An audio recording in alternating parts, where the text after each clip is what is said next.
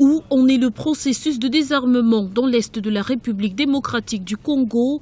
Pas très avancé selon les experts de l'ONU. Ces derniers viennent de publier un rapport à ce sujet et les conclusions sont accablantes pour l'armée congolaise et la MONUSCO. Vous le savez que la MONUSCO est chez nous depuis ça fait pratiquement 15 ans et elle connaît tout ce qui se passe à l'est.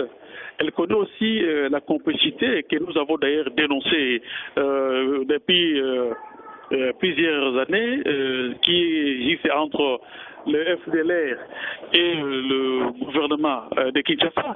C'est ce que nous déplorons. Raison pour laquelle vous voyez même la MONUSCO conteste officiellement le nombre avancé par le gouvernement congolais, que nous aussi, l'opposition, nous avons emboîté les pas. Des affirmations qui remettent donc en doute le bilan de l'armée congolaise contre les FDLR, mais pas de quoi déstabiliser le gouvernement qui reste inflexible sur la question. Nous considérons ces chiffres que donnent les experts des Nations Unies comme relevant d'un abus de compétences parce qu'il ne leur appartient pas de décider de qui est membre d'un groupe armé et donc passible de poursuites pénales dans nos prisons et qui ne l'est pas, ce qui relève de la justice congolaise.